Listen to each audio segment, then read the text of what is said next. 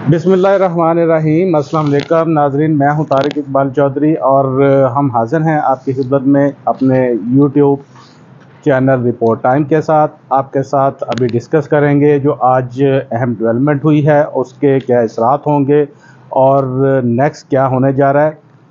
Intra party election जो थे उनको कलअदम करार दिया था और तहरीक इंसाफ को इस इलेक्शन से नॉकआउट कर दिया था। अच्छा जी, अब ये था कि तहरीक इंसाफ की सुप्रीम कोर्ट में एक जो कंटेम्प्ट पटिशन थी वो भी ज़ेर इल्तवा थी, जिसमें पहले तो तहरीक इंसाफ ने लेवल प्लेइंग फील्ड ना मिलने का शिकवा किया और सुप्रीम कोर्ट में एक आइनी पटिशन दाखिल की, जिसमें उन्होंने कहा था जी कि जो मुल्क भर में हमारे कैंडिडेट्स हैं उनको उठाया जा रहा है, हरासा किया जा रहा है, नॉमिनेशन दाखिल नहीं करवाने दिए जा रहे और उनके घरों पर छापे मारे जा रहे हैं। तो उस पर यह है कि सुप्रीम कोर्ट ने एक अपना डिसीजन दिया था, जिस पे उन्होंने इलेक्शन कमीशन ऑफ पाकिस्तान को कुछ हदायत जारी की थी। तो आज इसमें यह है कि जब उसको डिस्पोज कर दिया था तो उसके बाद दोबारा जो है पीटीआई कंटेम्प्ट अपील में सुप्रीम कोर्ट में आई थी। ये कंटेम्प्ट बेसिकली उन्होंने इलेक्शन कमीशन के ख़िलाफ़ दायर की थी। अच्छा जी, आज जो कंटेम्प्ट अपील जिसकी समाअत की है, समाअत भी चीफ जस्टिस ऑफ पाकिस्तान की सरबराही में 3 रुकनी बेंच ने की है। इसमें एग्जैक्टली 3 वही जज साहबान शामिल थे जिन्होंने पीटीआई के इंटर पार्टी इलेक्शन को कलअदम करार दिया था। तो जब आज केस की समाअत हुई तो पाकिस्तान तहरीक इंसाफ की जानिब से एडवोकेट लतीफ़ खोसा जो हैं, जो कि जिन्होंने पीटीआई को अभी रिसेंटली ज्वाइन किया है और पीटीआई की जानिब से लाहौर से इलेक्शन में हिस्सा भी ले रहे हैं, तो वो पेश हुए और लतीफ़ खोसा ने चीफ जस्टिस के सामने पेश होकर ये उन्होंने सबसे पहले तो कहा जी कि हम तो अभी अवाम में जाएंगे, बेहतर है हम अपना जो केस है वो अवाम में लड़े। उन्होंने कहा जी हम अपनी जो तौहीन अदालत की दरख्वास्त है उसको वापस लेना चाह रहे हैं। तो उस पर उन्होंने कहा लतीफ़ खोसा बेसिकली उन्होंने दौरान समाज जो था वो बहुत गिले शिकवे किए। गिले शिकवे सामने बहुत सारे लतीफ़ खोसा की जानिब से जो पीटीआई जारी बात है उनकी वो जमात अब इलेक्शन से इस तरह से आउट हो चुकी है, तो उनकी जानिब से शायद वो सारे गिले शिकवे बनते भी हैं। तो उन्होंने कहा जी कि हम तो सुप्रीम कोर्ट में जब आए थे तो हम तो लेवल प्लेइंग फील्ड के लिए आए थे, जैसा कि हमारे जो मेंबर्स हैं, कैंडिडेट्स हैं, उनके साथ जो है कि एक वो सारा सिलसिला रवा रखा हुआ है पूरे मुल्क में इंतज़ामिया के जानिब से। तो हम तो ये चाहते थे कि हमें भी वो एक प्रॉपर फील्ड दी जाए जिसमें हम जाकर अपना इलेक्शन कंटेस्ट करें और अवाम में हम अपना मुद्दा बयान कर सकें।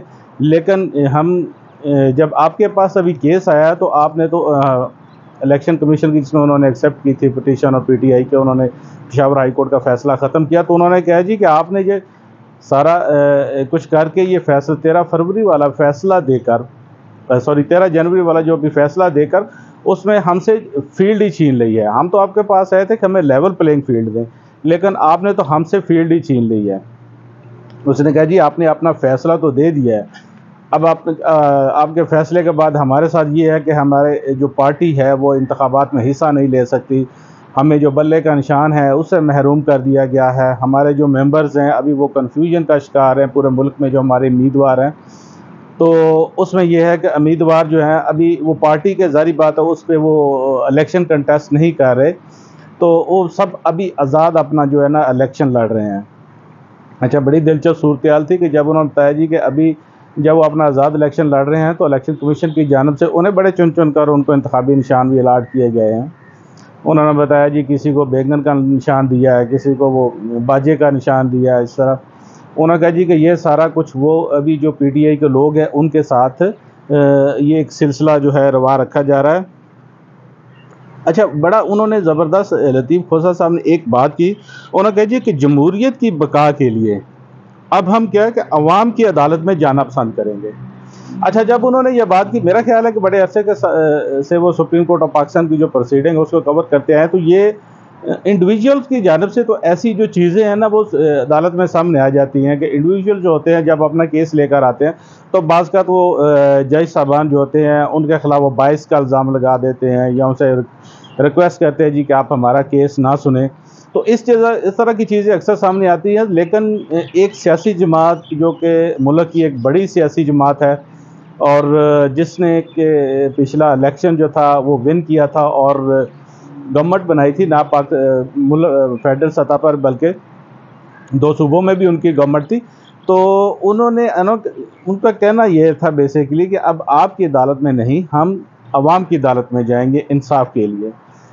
तो ये कहकर जो तहरीक इंसाफ ने वो सुप्रीम कोर्ट पर एक तरह से उन्होंने अपना अदम एतमाद शो किया है। अदम एतमाद शो कि उन्होंने कहा इस तरह से कि हमें जब हमारी पार्टी नहीं रही, हमारी पार्टी को इलेक्शन से आउट कर दिया गया है, तो उसके बाद ये है कि हम चूँकि इलेक्शन में हिस्सा नहीं ले सकते पार्टी के वो प्लेटफार्म से, तो हम अभी मतलब क्या आपसे इंसाफ अभी चाहेंगे? लेवल प्लेइंग फील्ड में कौन सा इंसाफ है जो अभी कोर्ट जो है हमारी पार्टी को फराहम कर सकती है? बात ठीक है कि ज़ाहिर बात है कि जब एक जमात इलेक्शन में जाएगी, वो इलेक्शन कंटेस्ट करेगी, उसको प्रॉब्लम होंगे तो वो लेवल प्लेइंग फील्ड मांगने आएगी।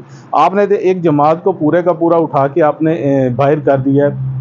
वो 5 साल के लिए समझ लें कि जो अब इलेक्शन है, गवर्नमेंट बनेगी 5 साल के लिए बनेगी, तो मतलब 5 साल के लिए तो उस पर वो पूरी जमात पर एक आप कह लें कि वो नाहली की जो मोहर है वो लगा दी गई है।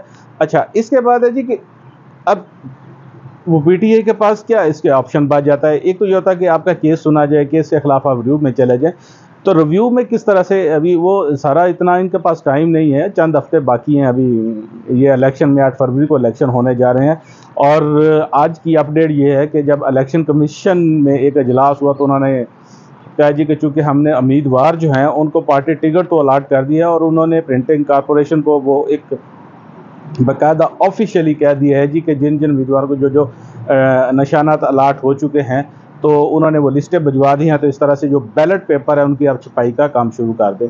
तो जब बैलेट पेपर छप जाएंगे, जारी बात है उसके बाद जमात तो दोबारा पीटीआई का कोर्ट में आना, कोर्ट में रजू करना, वो एक फ्यूटाइल एक्सरसाइज होगी, ये बेकार सी मशक होगी मेरे ख्याल में।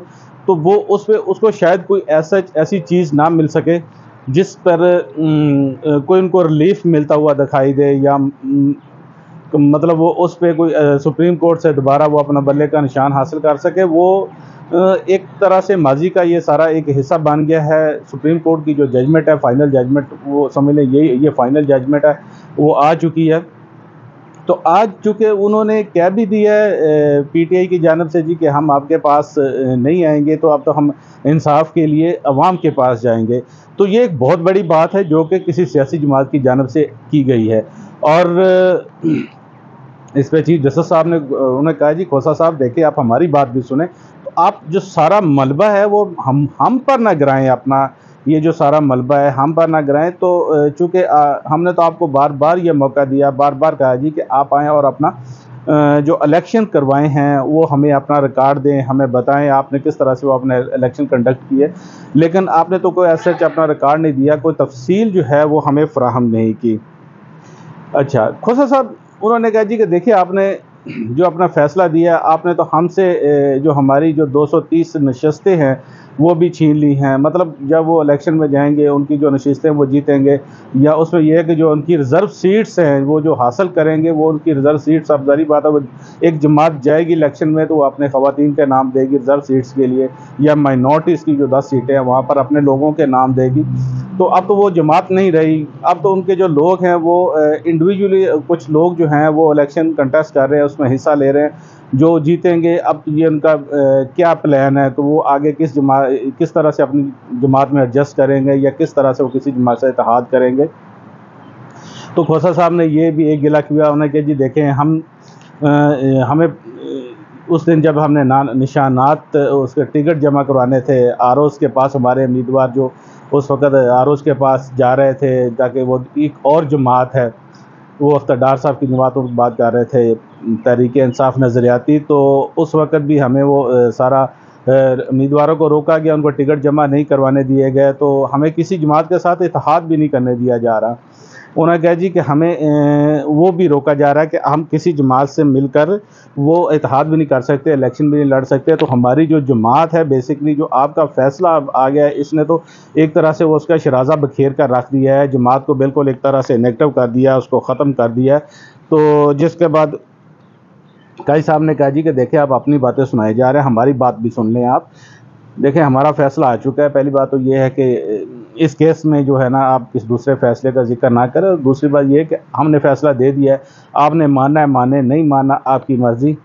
तो अच्छा, उस पे लतीफ़ खोसा साहब उनका एक ज़बरदस्त जो आर्गूमेंट था, उन्होंने कहा जी जो सुप्रीम कोर्ट का फैसला है इससे पीटीआई है जब बतौर जमात वो पार्लियामेंट से आउट हो चुकी है।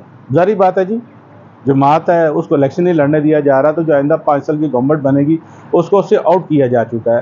तो यही ख्याल किया जा रहा था कि जैसे अगर सपोज पीटीआई इलेक्शन विन नहीं भी कर सकती तो वो पार्लियामेंट में एक मजबूत अपोजिशन जमात के तौर पर मौजूद होगी। और जमहूरियत के लिए बड़ा ये ज़रूरी होता है कि अगर कोई हुकूमत में कोई जमात है तो वो उसकी जो अपोजिट जमात है, जो अपोजिशन में है, वो भी बड़ी मजबूत जमात होनी चाहिए, ताकि जो जमहूरियत का एक प्रोसेस है वो खूबसूरत और अहसन तरीके से आगे चलता रहे। ज़ाहिर बात है अभी तो जो इलेक्शन होने जा रहे हैं उसमें मुस्लिम लीग नून है, पीपल्स पार्टी है, जो इस तरह से वो जो अभी जमातें हैं वो तो एक तरह से कह लें कि सारी गवर्नमेंट बनाने की दौड़ में है। पिछली पीडीएम की गवर्नमेंट थी और उसमें मुस्लिम लीग और पीपल्स पार्टी का आपस में इत्तेहाद था, जमीयत उलमा इस्लाम वो उनके साथ है, बाकी सारी जमातें मिली थी। तो अपोजिशन में कौन था? अपोजिशन में तो यहाँ पीटीआई थी, या कह लें कि पीटीआई के वही लोग थे जो इनको छोड़कर गए थे, जो मनहरफ हुए थे, जिन्होंने बेसिकली इस अलहदगी इख्तियार की थी, तो वही लोग अपोजिशन में थे, उनका एक ग्रुप था। तो अभी ये भी हम नहीं कह सकते कि इसमें कोई ऐसा को बहुत कोई तगड़ी जो अपोजिशन है शायद वो सामने आ सके या वो बन सके, क्योंकि जमात तो नहीं होगी। अच्छा जी, इस पर आपसे डिस्कस करें कि जो पीटीआई के जो लोग हैं, जो अब इनके आज़ाद कैंडिडेट हैं, जब वो अपना इलेक्शन जीतेंगे उसके बाद वो किस जमात के साथ शामिल होंगे, क्योंकि जो सूरत बन रही है, अगर तो वो किसी सियासी जमात के प्लेटफॉर्म से अपना इलेक्शन जीते हैं तो ज़ाहिर बात है फिर उनके आगे एक आर्टिकल 63A भी है, वो उसकी आड़ आ जाती है, वो दूसरी जमात में नहीं जा सकते।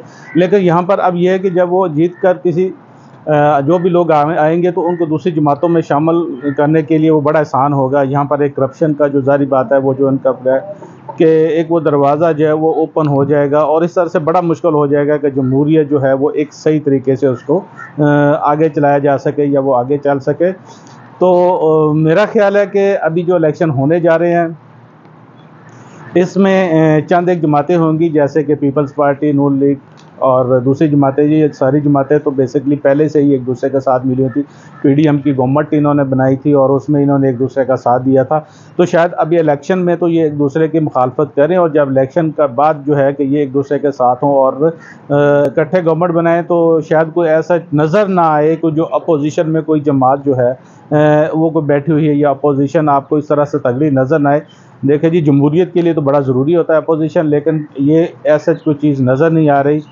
बहरहाल अब ये है कि 8 फरवरी को इलेक्शन होने जा रहे हैं, और उसमें आपके साथ शेयर करें कि कल सेनेट में एक और करारदाद भी पेश की गई थी एक इंडिविजुअल मेंबर्स की जानब से, जिसमें उसने कहा था जी कि इलेक्शन जो है उसको मुलतवी किए जाए।